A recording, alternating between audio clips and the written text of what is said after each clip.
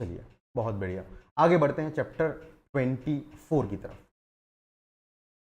देखिए जरा चैप्टर 24। अब देखिए किसी व्यक्ति को जब हमें बुलाना होता है, हम उसके लिए प्रोसेस को इशू करते हैं। इसके लिए हमने समन्स देखा, वारंट देखा। तो भाई ये तो तब है जब वो व्यक्ति बाहर घूम रहा है। अगर वो व्यक्ति जेल में है, आपको एक व्यक्ति को विटनेस के तौर पे बुलाना है, या उसके अगेंस्ट कोई ऑफेंस कमिट होना बताया जा रहा है, उसके अगेंस्ट नहीं मतलब उसने ऑफेंस कोई कमिट किया हुआ है, तो आपको उसके अगेंस्ट चार्ज फ्रेम करना है, उसका ट्रायल कंडक्ट करना है, रिमांड डिसाइड करना है, तो उसको आपको कोर्ट के समक्ष बुलाना पड़ेगा, कोर्ट के सामने बुलाना पड़ेगा। तो उसकी अटेंडेंस को कैसे सिक्योर किया जाए, उसका अपीयरेंस कैसे लिया जाए, उसकी अटेंडेंस कैसे सिक्योर की जाए, जो कि डिटेन्ड है प्रिजन्स में, ऐसे व्यक्ति को कैसे बुलाया जाए, उसके रिगार्डिंग जो है हमें जानना है। ठीक है, इज दिस क्लियर? चलिए जरा स्टार्ट करते हैं। तो देखो एक तरीके से ये है किसके रिगार्डिंग है, जो हमारी प्रोसेसेस वगैरह थी, ठीक है, जो प्रोसेसेस वगैरह थी उसी से रिलेटेड ये चीज है, कोई अलग से नहीं है ना। जो पहले हम प्रोसेस वगैरह पढ़ चुके हैं उसी से रिलेटेड है कि विटनेस को कैसे बुलाना है, इशू ऑफ प्रोसेस पढ़ा हमने,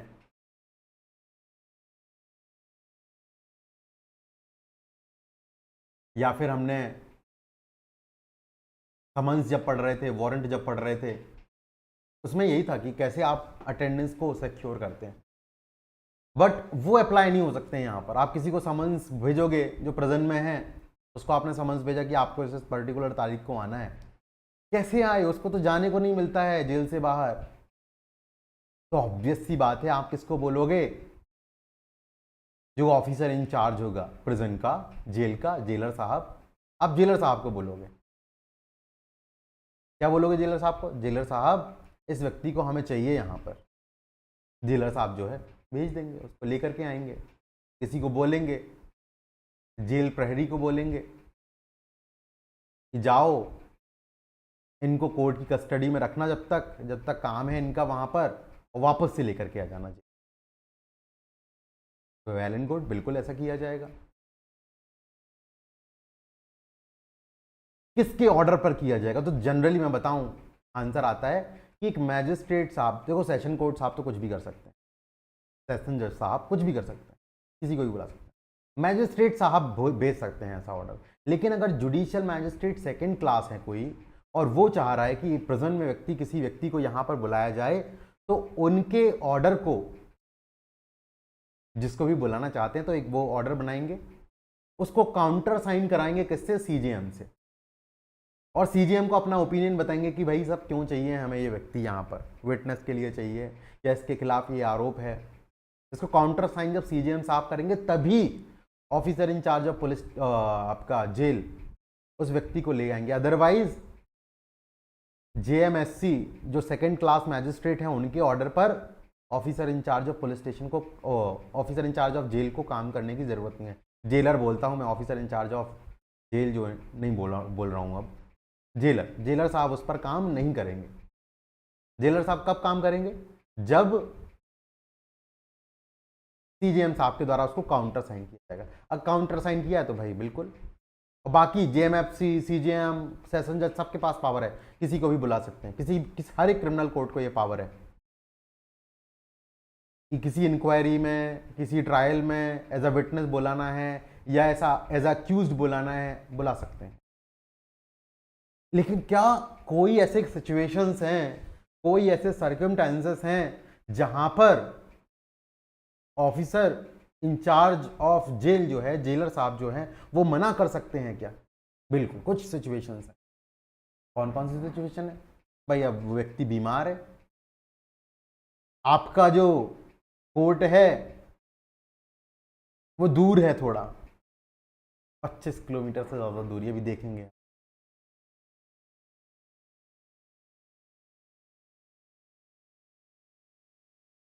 जो रिमांड के तहत उसको यहाँ पर रखा है, अगर हम उसको ले गए और वापस लाए, इतने में उसकी रिमांड बीच में ही खत्म हो जाएगी। तो बताओ, उसके बाद तो हमारी पावर ही नहीं रहेगी उसको रखने की, तो इसलिए उसको नहीं ला सकते हैं आपके पास, क्योंकि एक दिन बाद उसको छोड़ना है। अभी हम आपके पास लाएंगे, लाते ही टाइम बीच में हमारी रिमांड खत्म हो जानी है, या आपके पास लेकर के आएंगे और वापस नहीं ला पाएंगे, बीच में उसकी रिमांड खत्म हो जाएगी। टाइम होता है, 15 दिन की रिमांड मिली थी, रिमांड कल खत्म हो रही है, तो कैसे लेके आए आपके सामने? वो सिख है, इनफर्म है, नहीं ला सकते।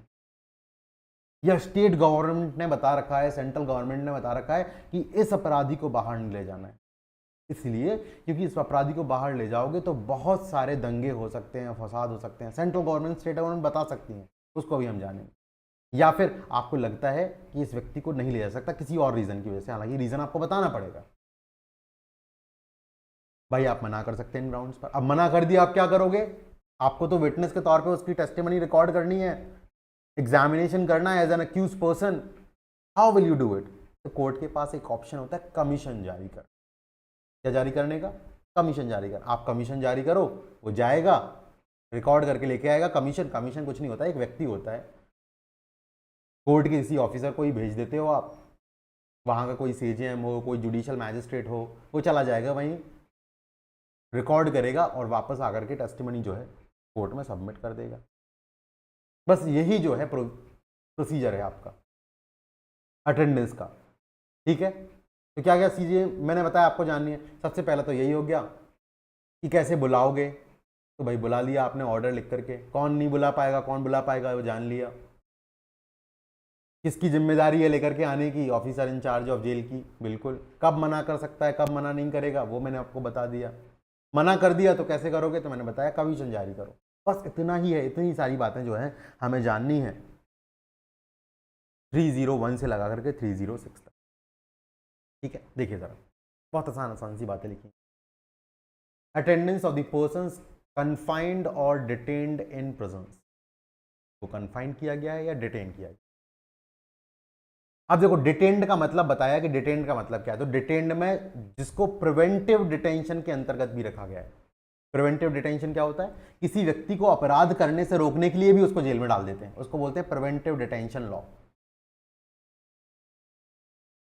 अभी अपराध किया नहीं है, अपराध से प्रिवेंशन करने के लिए, रोकथाम के लिए प्रिवेंटिव डिटेंशन लॉ, यूएपीए में आप ऐसा बंदोबस्त जो है किया गया है।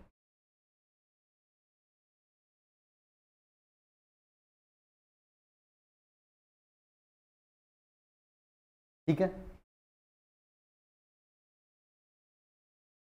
प्रिवेंटिव डिटेंशन के अंतर्गत भी अगर उसको डाला गया है तो वो व्यक्ति भी शामिल है डिटेंड के अंदर। प्रिजन में क्या क्या बातें शामिल है? तो प्रिजन में शामिल है सब्सिडरी जेल, जिसको किसने? स्टेट गवर्नमेंट ने जनरल या स्पेशल ऑर्डर से डिक्लेयर किया हुआ है। भाई किसी जगह को स्टेट गवर्नमेंट ने जनरल या स्पेशल ऑर्डर से सब्सिडरी जेल बना दिया, सब्सिडरी जेल भी प्रिजन ही कहलाएगा। यानी रिफॉर्मेटरी, कोई रिफॉर्मेटरी इंस्टीट्यूशन है, कोई बॉस्टल इंस्टीट्यूशन है, या कोई और दूसरा इंस्टीट्यूशन है इसी नेचर का, तो उसको भी जो है प्रिजन ही बोला जाएगा। बॉस्टल इंस्टीट्यूशन मतलब जहाँ पर यंग जो अक्यूज्ड पर्सन्स होते हैं या प्रिजनर्स होते हैं, यंग प्रिजनर्स, उनको रखा जाता है, तो बॉस्टल इंस्टीट्यूशन बोलते हैं। तो उसको भी आप किसकी डेफिनेशन में डालेंगे? प्रिजन की डेफिनेशन। देखिए दादा, 302 power to require attendance of prisoners whenever in the course of an inquiry, trial or other proceeding under this Samhita appears to a criminal court, लिखा है देखो, कोई भी criminal court, that a person confined or detained in a prison should be brought before the court for answering purpose, देखो जरा किस purpose के लिए बुला रहे हो? For answering to a charge or for the purpose of proceeding against him, मतलब as an accused person he is being called। लिख लेना, prisoner is equal to accused, बगल में लिखना चाहो लिख लो। अक्यूज के तौर पे बुला रहे हो, चार्ज का आंसर, चार्ज पढ़कर उसको सुनाओगे और पूछोगे वेदर यू प्लीड गिल्टी और क्लेम टू बी ट्राइड, वो बताएगा अपना, उसके लिए बुला रहे हो।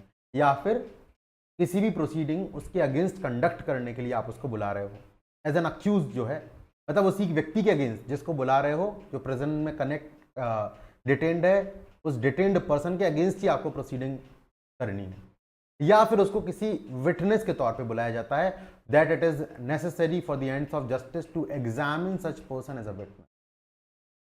Detained person is equal to witness here. तो कोर्ट क्या करेगा? कोर्ट में make an order requiring officer in charge of prison to produce such person before the court answering the charge और for the purpose of proceeding और for giving evidence. 3 purpose में से किसी भी पर्पस के लिए जिसके लिए भी करा जा रहा है, एक ऑर्डर लिख करके किसको ऑर्डर करा जाएगा, किसको रिक्वायर किया जाएगा? जेलर साहब को। ठीक है। अब ये बात आती है सेकंड क्लास मैजिस्ट्रेट पर कि अगर सेकंड क्लास मैजिस्ट्रेट है तो ऐसे किसी भी ऑर्डर पर एक्ट तब तक नहीं किया जाएगा जब तक उसको काउंटर साइन नहीं किया जाता है सीजेएम के द्वारा, जिसको भी वो सबऑर्डिनेट है, जो भी उनका सुपीरियर सीजेएम है, वो क्या करेगा? ऐसे ऑर्डर को काउंटर साइन करेगा। और जब भी कोई भी ऑर्डर ऐसा काउंटर साइन करने के लिए भेजा जाता है किसके द्वारा? सेकेंड क्लास मैजिस्ट्रेट के द्वारा सीजेएम साहब को, तो उसके साथ साथ स्टेटमेंट भी भेजे जाएंगे ऐसे फैक्ट्स के जिससे मैजिस्ट्रेट का ओपिनियन जो है पता लग रहा हो कि आखिर क्यों जरूरी है। ठीक है। और सीजेएम साहब के पास दोनों ऑप्शन है, वो एक्सेप्ट भी कर सकते हैं, काउंटर साइन कर भी सकते हैं और काउंटर साइन करने से मना भी कर सकते हैं। ठीक है। बताइए जरा, कोई डाउट, कोई समस्या?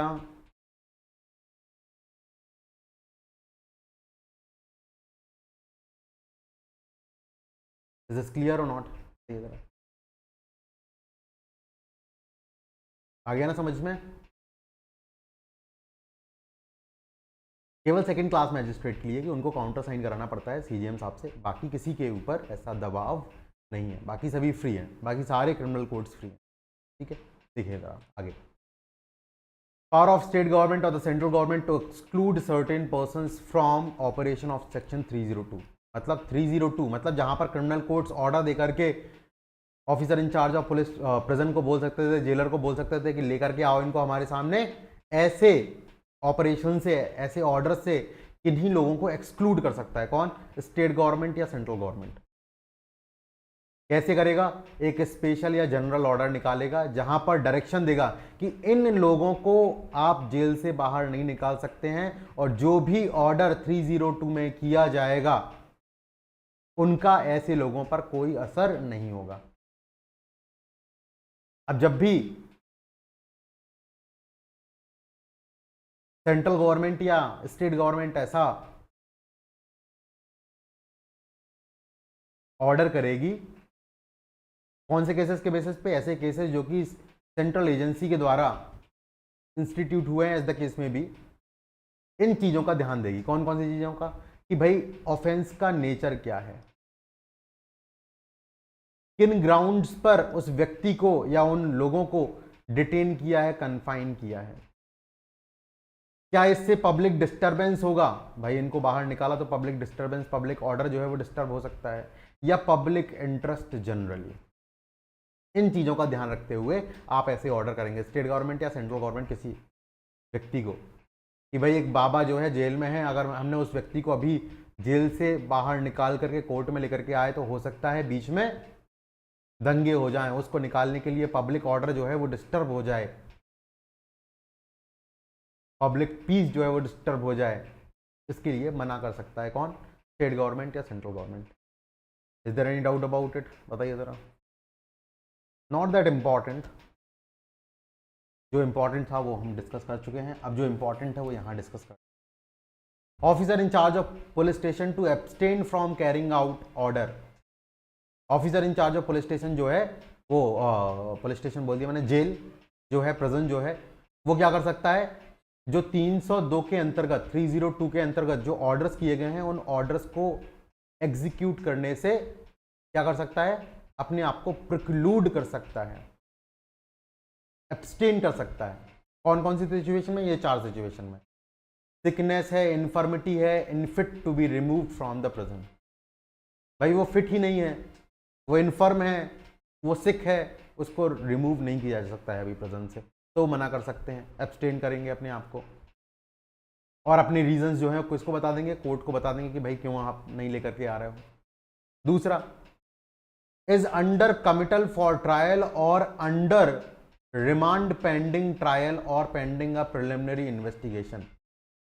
जिस व्यक्ति को आपने बुलाया है ना अभी अभी उसके अगेंस्ट ट्रायल जो है वो उसका कमिटल है, उसको कमिट कर दिया गया है ट्रायल के लिए, या उसकी रिमांड जो है वो पेंडिंग है, एक जो पेंडिंग ट्रायल है उसके लिए रिमांड में उसको रखा गया है, या एक प्रिलिमिनरी इन्वेस्टिगेशन उसके अंतर्गत पेंडिंग है, तो आप जो है मना कर सकते हैं कि भाई दूसरे केस में क्या है, ये अंडर ट्रायल रखा गया है, कमिटल ऑफ ट्रायल के लिए रखा गया है, रिमांड के लिए रखा गया है, या इसके अगेंस्ट जो है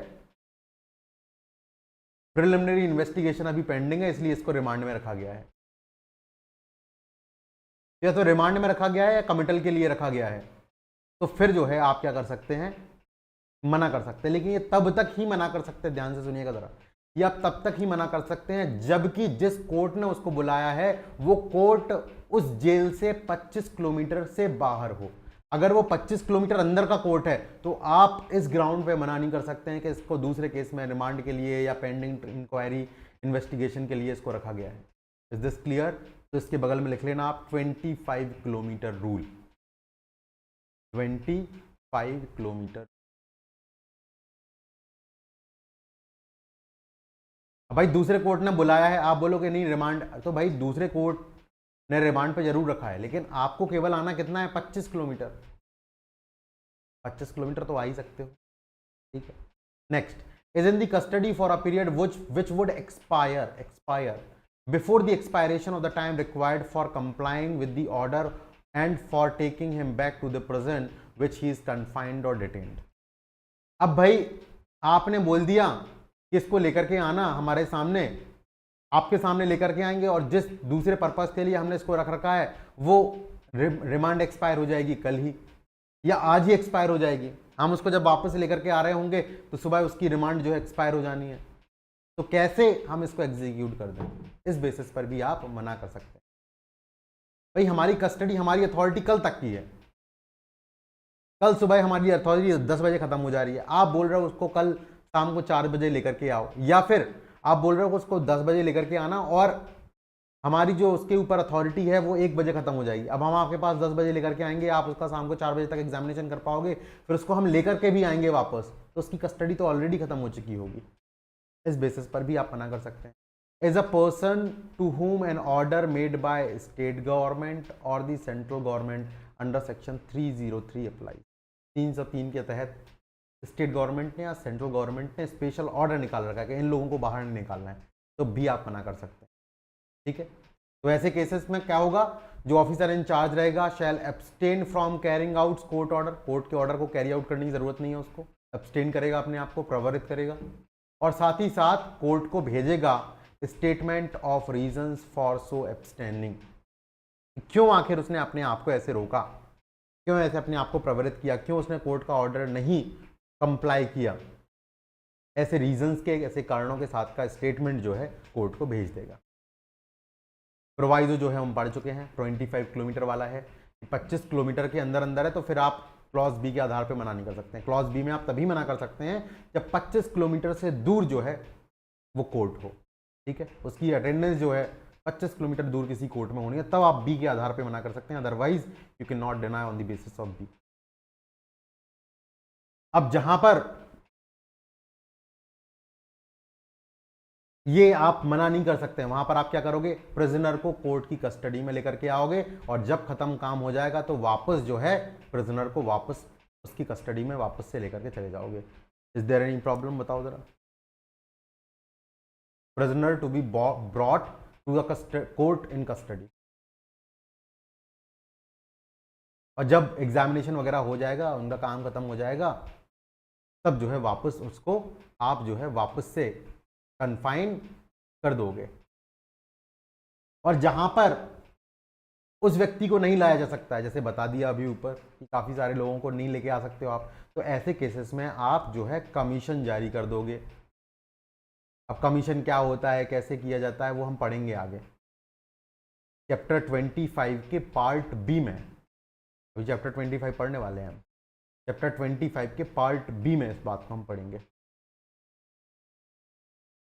अंडर सेक्शन 319 जो है कमीशन जारी किए जाते हैं, वो कमीशन जाएगा और वो रिकॉर्ड करेगा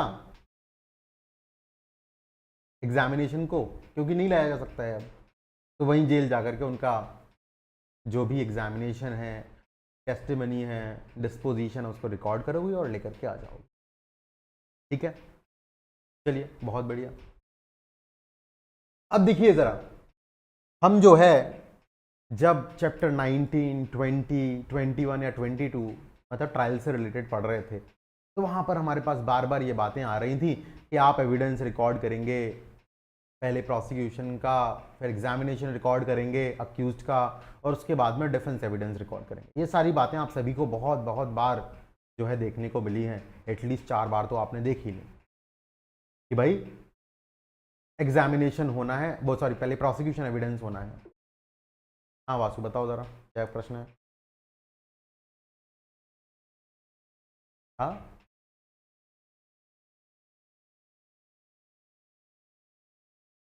5 मिनट का समय चाहिए है, 318 तक पढ़ेंगे हम और उससे आगे नहीं पढ़ेंगे।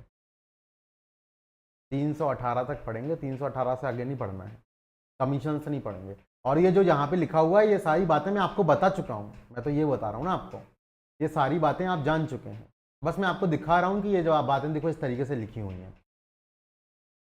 किन बातों को आपको ध्यान में रखना है मैं एक एक शब्द में आपको बताते जाऊंगा, उन बातों को आप लिखते जाएंगे।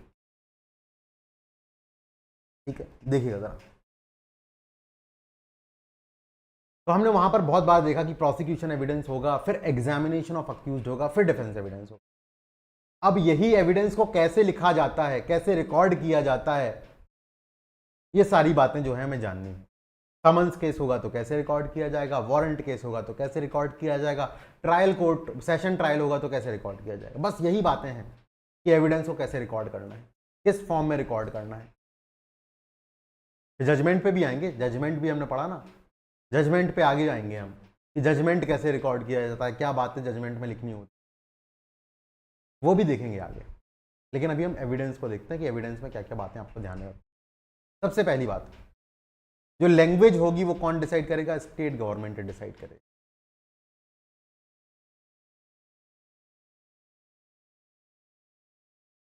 जो स्टेट गवर्नमेंट है वो लैंग्वेज डिसाइड करेगा कि सारे कोर्ट्स की लैंग्वेज क्या होगी, लेकिन हाई कोर्ट की डिसाइड नहीं करेगा, हाई कोर्ट की तो लैंग्वेज इंग्लिश ही होती है, तो हाई कोर्ट की लैंग्वेज डिसाइड नहीं करेगा स्टेट गवर्नमेंट। बट बाकी के चीज़ों के लिए स्टेट गवर्नमेंट डिसाइड करेगा कि बाकी के सबऑर्डिनेट कोर्ट्स की क्या लैंग्वेज होगी। ठीक है, बहुत बढ़िया। जितने भी एविडेंस हैं, वेरी इंपॉर्टेंट, सेक्शन 308 सीधा सीधा नंबर एग्जाम में पूछा जाता है। जितने भी एविडेंस रिकॉर्ड किए जाते हैं वो किसके प्रेजेंस में रिकॉर्ड किए जाएंगे, अक्यूज्ड के। इसलिए आपने देखा होगा जब अक्यूज्ड को अपीयर किया जाता है या ब्रॉड बिफोर द कोर्ट किया जाता है, उसके बाद ही आप एविडेंस रिकॉर्ड करने की बातें करते हैं। तो जितने भी एविडेंसेस हैं वो सारे के सारे किसकी प्रेजेंस में रिकॉर्ड किए जाएंगे, अक्यूज्ड की प्रेजेंस में रिकॉर्ड किए जाएंगे, except otherwise expressly provided. Obvious सी बात है, कुछ केसेस में आप उसकी प्रेजेंस को डिस्पेंस विद कर देते हैं, मैंने बताया था आपको। There will be some cases जहां पर अक्यूज की प्रेजेंस को डिस्पेंस विद कर दिया जाएगा, बोला जाएगा नहीं जरूरी नहीं है। जैसे कि आप 335 को जब पढ़ेंगे, सेक्शन किसको, 335 को, 335 में देखेंगे कि भाई वो व्यक्ति भाग रहा है, एब्सकॉन्डेड, और अभी उसको इमीडिएट अरेस्ट के कोई चांसेस नहीं है कि उसको अभी इमीडिएटली अरेस्ट किया जा सके, या जो आपका ऑफेंस है वो डेथ और लाइफ इंप्रिजनमेंट से पनिशेबल है। तो ऐसे केसेस में भी आपके पास कुछ केसेस में पावर होती है जहां पे आपने रिकॉर्ड कर लिया एविडेंस को, फिर बाद में उसको रीड किया जाएगा जब अक्यूज को लेकर के आया जाएगा। ठीक है, लेकिन जनरल लॉ क्या है, जनरल लॉ ये बोलता है कि जो भी एविडेंस है, जो भी ट्रायल के दौरान किसी प्रोसीडिंग के दौरान लिया जाएगा वो एक्यूज की प्रेजेंस में ही लिया जाएगा, या जहां पर उसकी पर्सनल अटेंडेंस को आपने मान लिया डिस्पेंस विद कर दिया, आपने बोल दिया he was consistently making disturbance of the court. मुझे याद आ रहा है सेक्शन 313 से 17 तक, मतलब 4 प्रोविजंस आगे थे, तो 355 होगा मेरे समझ से। 355, आई थिंक 355 कॉन्स्टेंटली डिस्टर्ब कर रहा है प्रोसीडिंग्स को, तो ऐसे में उसकी अटेंडेंस डिस्पेंस विद कर देते हैं। और फिर उसकी किसकी प्रेजेंस में, उसके एडवोकेट की प्रेजेंस में जो है आप जो है प्रोसीडिंग कर सकते हैं, जहां पर उसकी प्रेजेंस जो है इलेक्ट्रॉनिक मीन्स से भी हो सकती है। एक बात जो इंपॉर्टेंट है वो यहां पर है कि जहां पर कोई भी विमेन 18 ईयर्स से नीचे की है और she has been subjected to rape और एनी अदर सेक्सुअल ऑफेंसेस, और उसके एग्जामिनेशन को जब भी रिकॉर्ड करना है तो इस तरीके से रिकॉर्ड करना है आपको, उसके एग्जामिनेशन को इस तरीके से रिकॉर्ड करना है that C is not confronted by the accused, कि वो अक्यूज के सामने ना आ पाए, अक्यूज से कन्फ्रंट ना करे, अक्यूज उसको ना दिख पाए, इस तरीके से रिकॉर्ड करना है। और सेम टाइम पे आपको यह भी इंश्योर करना है कि क्रॉस एग्जामिनेशन का जो राइट है वो भी वायलेट ना हो, वो क्रॉस एग्जामिन भी कर पाए अक्यूज्ड, और साथ ही साथ ये भी हो कि आप जो है विक्टिम को और अक्यूज्ड को कन्फ्रंट ना कराएं। जहां पर रेप विक्टिम या सेक्सुअल ऑफेंस से विक्टिम जो है उसकी एज 18 से नीचे की है पॉक्सो वाले केसेस में। तो इसमें जनरली कैसे ग्लासेस का यूज किया जाता है, डबल साइड, जो ऐसे वन साइड ग्लासेस रहते हैं कि एक तरफ से आप देख सकते हैं बट सामने तरफ से आप नहीं देख सकते, ऐसे ग्लासेस का यूज करके टेस्टिमनी वगैरह रिकॉर्ड की जाती है विक्टिम्स। पॉक्सो कोर्ट्स का अगर आपने स्ट्रक्चर कभी देखा हो, तो नहीं देखा है तो देख लीजिएगा एक बार, आप इमेजेस डालेंगे तो आपको दिख जाएगा कि पॉक्सो कोर्ट में किस तरीके से ये व्यवस्था की जाती है। ऐसे मिरर का यूज़ किया जाता है, या फिर ऐसे रूम्स बनाए जाते हैं जिसमें कर्टन से अलग तरीके से ढकी हुई चीज़ें रहती हैं, और वहाँ पर उनका एग्जामिनेशन रिकॉर्ड किया जाता है, तो एग्जामिनेशन भी हो जाता है और वो अक्यूज को कन्फ्रंट भी नहीं करते। ठीक है, अक्यूज का मतलब यहां पर कौन कौन है, अक्यूज का मतलब वो व्यक्ति भी है जिसके अगेंस्ट चैप्टर 9 की प्रोसीडिंग कमेंस हो चुकी है। चैप्टर 9 की प्रोसीडिंग का मतलब क्या है, सिक्योरिटी, जो एग्जीक्यूटिव मैजिस्ट्रेट आपसे इस बात के लिए सिक्योरिटी लेते हैं कि आप पीस मेंटेन करे रहेंगे, क्योंकि वो अक्यूज नहीं है, क्योंकि उन्होंने कोई ऑफेंस तो किया नहीं है, लेकिन वो भी प्रोसीडिंग्स कहलाएं, इसलिए अक्यूज का मतलब यहां पर उन व्यक्तियों से भी है। ठीक है, चलिए अब जो रिकॉर्ड होगा समन्स केस में और इंक्वायरीज में, समन्स केसेस और इंक्वायरीज। समन्स केसेस आप जानते हैं, इंक्वायरीज कौन कौन सी होती है, 164 टू 167 या 419, ये एग्जीक्यूटिव मैजिस्ट्रेट वगैरह के द्वारा कंडक्ट की जाती हैं, या फिर जो आपका 491 हो गया कि आपका जो बॉन्ड है, आपने बॉन्ड भरा था कि आप इस पर्टिकुलर तारीख को अपीयर होंगे, बेल बॉन्ड, या कुछ काम करने के लिए बॉन्ड भरा, आपने वो बॉन्ड एग्जीक्यूट नहीं, आपने नहीं उसको कर पाया, तो आपका बॉन्ड फोरफीट होता है, उसके लिए इंक्वायरी होती है, वो 491 की इंक्वायरी है। ठीक है, तो ऐसे केसेस में ये जो इंक्वायरी है, एक तो समन्स केसेस हो गए, ये समन्स केसेस हो गए। समन्स केसेस कौन से हम जानते हैं बहुत अच्छे से, अभी पढ़ करके आए हैं समन्स केसेस, 282 तक हमने पढ़े, ये आपके 274 से 282 तक पढ़े हमने समन्स केसेस, तो जिनमें समन ट्रायल होता है।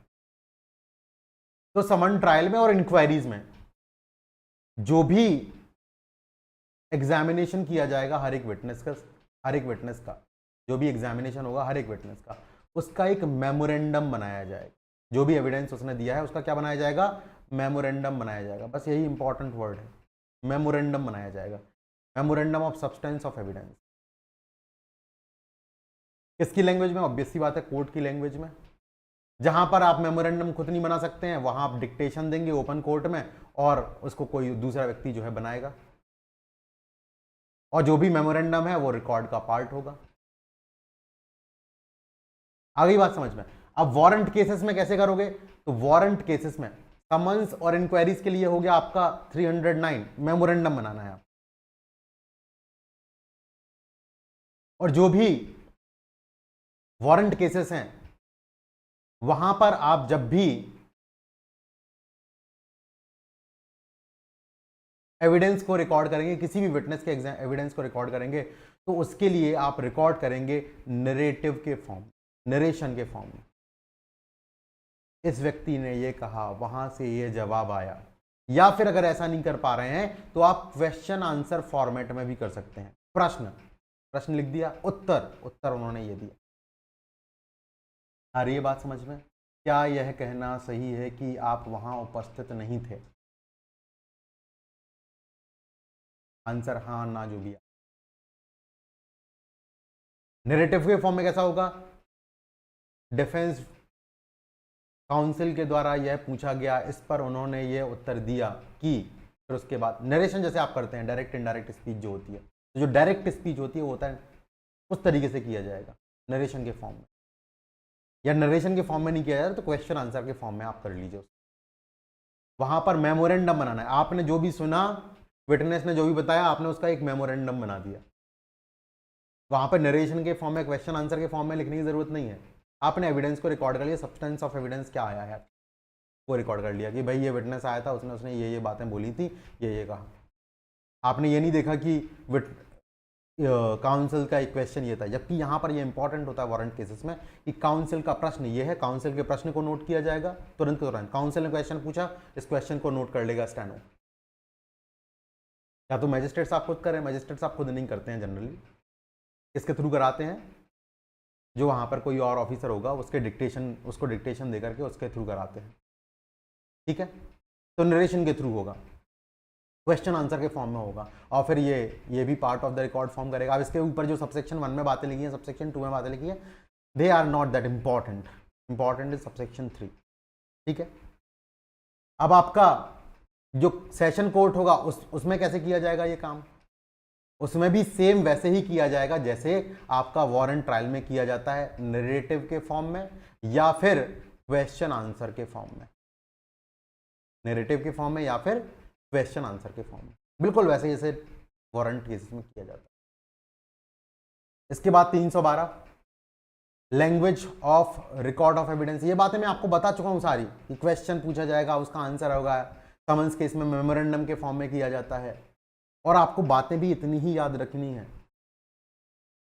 अब ये 310 से 311 तक आपने पढ़ा कि भाई समन्स केस हो गया, वारंट केस हो गया, या फिर जो आपका सेशन ट्रायल हो गया, इसमें आपका लैंग्वेज क्या होगा एविडेंस के विटनेस को रिकॉर्ड करने का। तो सबसे पहली बात तो कि अगर विटनेस, ध्यान से सुनिएगा जरा, बिल्कुल आसान सी बातें हैं। अगर विटनेस ने एविडेंस कोर्ट की ही लैंग्वेज में दिया तो उसी लैंग्वेज में उसको लिख लो। अगर किसी और लैंग्वेज में उसने एविडेंस दिया है तो उसकी ही लैंग्वेज में उसको नोट डाउन करो, इन दैट लैंग्वेज। उसने आकर के पंजाबी में बोलना स्टार्ट करा, आप पंजाबी में ही उसको रिकॉर्ड करेंगे। और अगर पॉसिबल हो सके तो उसका एक साथ ही साथ ट्रू ट्रांसलेशन जो है वो कर लेना है, जिसको प्रिसाइडिंग जज और मैजिस्ट्रेट के द्वारा साइन किया जाएगा, बाद में ट्रांसलेशन करना है। लेकिन अगर मान लीजिए वो किसी और लैंग्वेज में देता है, लेकिन और दूसरी लैंग्वेज में किसी को आती नहीं वो कोर्ट में लैंग्वेज। अब भाई मान लीजिए किसी एक केरला के कोर्ट में कोई पंजाबी में डिस्पोजिशन दे रहा है, तो किसी को आता ही नहीं है किसकी उस लैंग्वेज में रिकॉर्ड किया जा सके, तो ऐसे में आप कोर्ट की ही लैंग्वेज में रिकॉर्ड कर सकते हैं। लेकिन तुरंत के तुरंत उसका भी ट्रांसलेशन आपको करा लेना है, तुरंत के तुरंत उसका भी ट्रांसलेशन कराना है और साइन करवा लेना है मैजिस्ट्रेट या प्रिसाइडिंग जज से। दोनों ही बातों में ट्रांसलेशन तो कराना जरूरी है। ठीक है, लेकिन मान लीजिए क्लॉज बी में अगर वो एविडेंस देता है और एविडेंस देता है इंग्लिश में, उसने एविडेंस किस में दिया? इंग्लिश में दिया एविडेंस। वो व्यक्ति आया, उसने एविडेंस जो है इंग्लिश में दिया है, और दूसरी पार्टी कुछ नहीं बोलती है उसके लिए, वो नहीं बोलती है कि हमें ट्रांसलेशन की जरूरत है, तो ऐसे में कोर्ट को ट्रांसलेशन कराने की जरूरत नहीं है। इंग्लिश के केस में बोला कि अगर ये कोर्ट, देखो अगर कोर्ट की लैंग्वेज में आ गया तब तो फिर कोई जरूरत नहीं है ट्रांसलेशन की। ट्रांसलेशन की जरूरत कब है? जब उसने किसी और लैंग्वेज में दिया और लैंग्वेज में रिकॉर्ड किया आपने, तो कोर्ट ट्रांसलेट करा लेगा उसको कोर्ट लैंग्वेज में। भाई कोर्ट की लैंग्वेज है हिंदी, एविडेंस दिया गया मलयालम में और मलयालम में ही इसको रिकॉर्ड किया गया, तो ट्रांसलेशन करा लीजिए हिंदी में, कोर्ट लैंग्वेज है। एविडेंस दिया गया मलयालम में, रिकॉर्ड किया गया हिंदी में, क्योंकि कोर्ट की लैंग्वेज हिंदी है, तो अब उस व्यक्ति को तो पढ़ना पड़ेगा ना कि उसने क्या बोला क्या नहीं बोला। तो उसके लिए आप क्या करिए, उसको मलयालम में ट्रांसलेट करा दीजिए। लेकिन अगर वो इंग्लिश में एविडेंस देता है और कोई पार्टी नहीं बोलती है कि हमें ट्रांसलेशन की जरूरत है, तो फिर यहां पर ट्रांसलेशन कराने की जरूरत नहीं पड़ती। Procedure in regard to such evidence when complete, जब एविडेंस कंप्लीट हो गया, आपने पढ़ के सुना दिया, तो आप क्या करेंगे, उसको पढ़ के सुनाएंगे। भाई आपने एविडेंस लिख लिया, रिकॉर्ड कर लिया, आप क्या करेंगे, उसको पढ़ के सुनाएंगे अक्यूज की प्रेजेंस में। जो भी विटनेस का एविडेंस आपने लिया है 310 से 311 तक, उसके एविडेंस को पढ़ के सुनाएंगे कि देखो आपने ये बोला, और अगर वो बोले तो उसको करेक्ट किया जाएगा। बोले कि नहीं नहीं साहब, मैंने ये नहीं, मेरा ये मतलब नहीं था, मेरा ये मतलब है, तो करेक्ट किया जाएगा। क्या किया जाएगा, करेक्ट किया जाएगा, करेक्टेड। लेकिन यहां पर एक बात आपको याद रखनी है, जरूरी नहीं है कि आप करेक्ट ही करें उसको। मान लीजिए रीड ओवर किया गया, पढ़ के सुनाया गया विटनेस को, विटनेस बोलता है नहीं नहीं साहब मैंने ये नहीं बोला था, लेकिन कोर्ट को लगता है शायद यही बोला था, तो कोर्ट क्या करेगा, विटनेस के ऐसे ऑब्जेक्शन को रिकॉर्ड करेगा, उसका एक मेमोरेंडम बनाएगा, make a memorandum thereon of the objection made to it by witness, और साथ ही साथ रिमार्क भी ऐड करेगा कि उसको क्या लगता है। करेक्ट करने की बजाय मैजिस्ट्रेट साहब ये भी कर सकते, instead of correcting the evidence make a memorandum thereon of the objection made to it, कि भाई विटनेस ने ऑब्जेक्शन लिया था कि उसने ये नहीं बोला है, वो ऑब्जेक्शन वहां पे लिख देंगे और रिमार्क वहां पे डाल देंगे अपना, करेक्ट ना करने के बजाय। ये भी कर सकते हैं, करेक्ट भी कर सकते हैं, सबसेक्शन 1 में लिख दिया है, ठीक है। If the record of the evidence is in a language different from that which it has been given and the witness does not understand the language, भाई अब जो एविडेंस दिया गया वो दूसरी लैंग्वेज में दिया गया, रिकॉर्ड उसको अलग में किया गया, तो वो लैंग्वेज को वो कोर्ट नहीं समझता है, तो उसका इंटरप्रिटेशन किया जाएगा और उसको दिया जाएगा, ठीक है। जिस लैंग्वेज में उसने दिया, जो लैंग्वेज वो समझता है, उस लैंग्वेज में उसका ट्रांसलेशन उसको दिया जाएगा, ठीक है। Next 314, interpretation of the evidence to accused और एज एडवोकेट, भाई जहां पर वो व्यक्ति नहीं समझ रहा, अक्यूज्ड है, अक्यूज को समझ में नहीं आता है, कोर्ट की लैंग्वेज समझ में नहीं आ रही है, तो उसको ओपन कोर्ट में इंटरप्रेट किया जाएगा ऐसे एविडेंस को, ओपन कोर्ट में इंटरप्रेट किया जाएगा, ठीक है। चलिए जरा 315 वेरी इंपॉर्टेंट, बहुत बहुत बहुत बार आता है एग्जाम में, मैं क्या बताऊं कितनी बार आया है, कुछ नहीं आता है, पूछता है remarks respecting the demeanour of witness, कहाँ दिया है, 315 में दिया है, ये बात आप बिल्कुल नोट टाई करके दिमाग में रख लीजिए। 315 remark respecting demeanour of witness, witness की भाव भंगिमा क्या थी, जब वो उससे क्वेश्चन पूछा उसको पसीने आने लगे थे, कांपने लगा था, डर गया था, उसके एक्सप्रेशंस क्या थे, इन सब को भी जज चाहे तो कंसीडर कर सकता है जहां पर वो रेलेवेंट होते हैं, ठीक है। जब भी किसी विटनेस का एग्जामिनेशन होता है तो उसकी भाव भंगिमा क्या रही, अगर उसको लगता है कि ये मटेरियल है जज को, तो उसको रिकॉर्ड किया जाता है, डेमिनर ऑफ विटनेस, इसके रिगार्डिंग भी रिमार्क्स जो है किए जाते हैं। व्हेन द प्रिसाइडिंग जज और the magistrate recorded evidence of a witness, he shall also record remarks, if any, if he thinks material respecting to the demeanor of such witness whilst under examination. मेरे समझ से ये बात आपको समझ। Next is record of examination of accused, accused का examination है उसको कैसे रिकॉर्ड करना है, कहां होता है अक्यूज का examination, section 351 subsection 1 clause B, prosecution evidence के बाद, डिफेंस एविडेंस से पहले, बहुत बार बता चुका हूं मैं आपको। तो सबसे पहले आपको क्या करना है, जब भी किसी मैजिस्ट्रेट साहब के द्वारा या कोर्ट ऑफ सेशन के द्वारा एग्जामिनेशन करा जाएगा, पूरे के पूरे एग्जामिनेशन को, होल ऑफ सच एग्जामिनेशन, जो क्वेश्चंस पूछे गए, जो आंसर्स उसके द्वारा दिए गए, वो सब को सबके सबको क्या करेगा, मैजिस्ट्रेट या जज जो है वो रिकॉर्ड करेगा। और अगर भाई वो रिकॉर्ड नहीं कर पाते हैं तो वो डायरेक्शन देते हैं किसी और व्यक्ति को, और उसके सुपरिटेंडेंस में जो है फिर उस चीज़ को रिकॉर्ड किया जाए। किस लैंग्वेज में रिकॉर्ड किया जाएगा? इस लैंग्वेज में रिकॉर्ड किया जाएगा जिस लैंग्वेज में एक्यूज को एग्जामिन किया गया है। और अगर ऐसा प्रैक्टिकेबल नहीं है तो जिस लैंग्वेज में कोर्ट ऑपरेट करता है, लैंग्वेज ऑफ द कोर्ट, जिस लैंग्वेज में एक्यूज को एग्जामिन कराया तो वो लैंग्वेज में ही डालो। और अगर ऐसा प्रैक्टिकेबल नहीं है तो फिर आप कोर्ट की लैंग्वेज में एग्जामिनेशन जो है वो लिखें। और इसके बाद क्या करेंगे? जैसे आपने 310, 311 में देख लिया था, फिर उसका 312 में देखा कि लैंग्वेज के बारे में, फिर आपने देखा था 313 में ये प्रोसीजर था कि भाई कि अब एविडेंस हो गया तो इसके बाद करोगे क्या? रेड ओवर करोगे। तो वही उसी के रिगार्डिंग आपका सबसेक्शन 3 लिखा है कि ऐसे एग्जामिनेशन को आप पढ़ के सुनाया जाएगा, read over to the accused. और अगर उसको समझ में नहीं आ रहा है तो उसको उसका इंटरप्रिटेशन भी किया जाएगा और उसकी लिबर्टी रहेगी कि वो कुछ एक्सप्लेन कर सके या ऐड कर सके अपने आंसर्स को।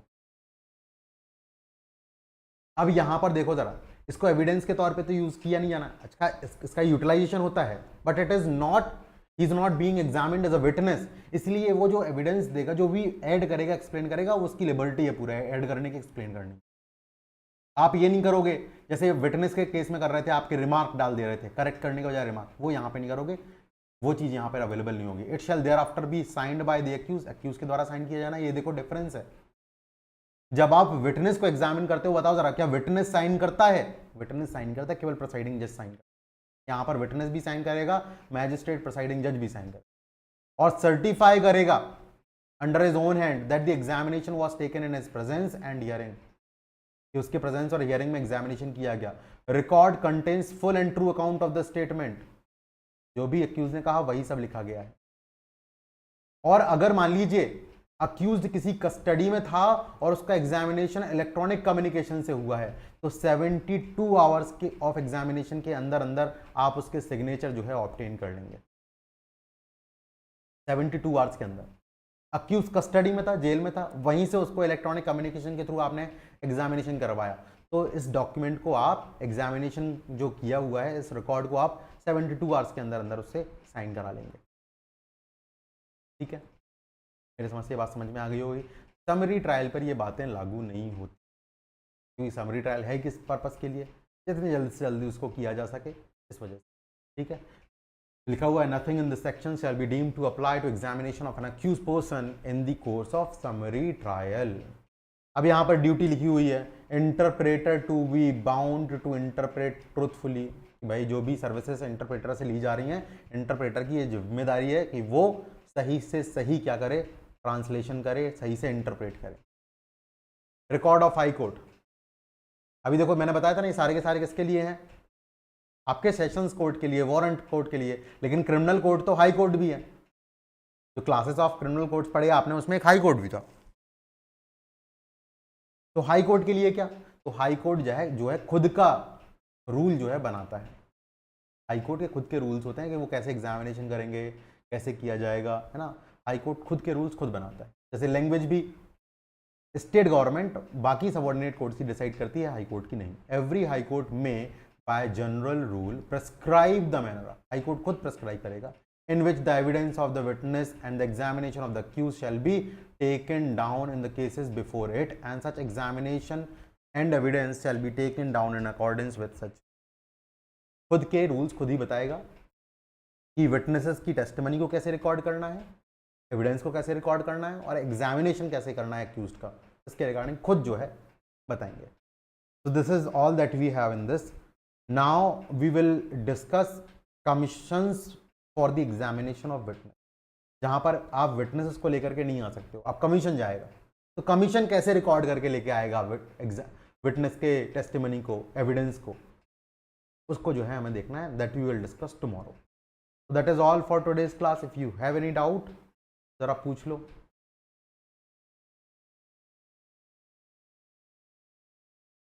बहुत आसान सी बातें, वो वर्ड याद रखने जो हाईलाइट मैंने किए हैं आपके लिए सारे प्रोविजंस में, 307 से लगा करके 318 तक।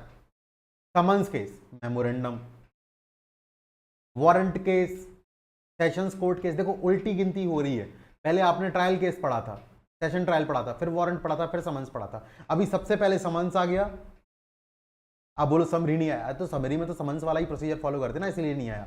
समन्स आ गया, फिर वारंट आया, फिर सेशन ट्रायल आया। फिर उसके बाद में ये आया कि भाई एविडेंस को कैसी लैंग्वेज में रिकॉर्ड करना है। अच्छा, रिकॉर्ड कर लिया, आप क्या करोगे?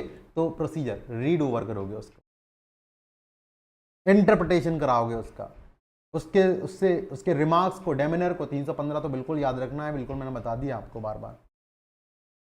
316 एग्जामिनेशन ऑफ अक्यूज को कैसे रिकॉर्ड करोगे, वो भी तो करना था।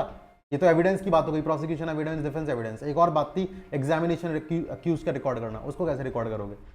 316। और वही सारी बातें, लैंग्वेज, प्रोसीजर रेड ओवर करना, इंटरप्रिटेशन,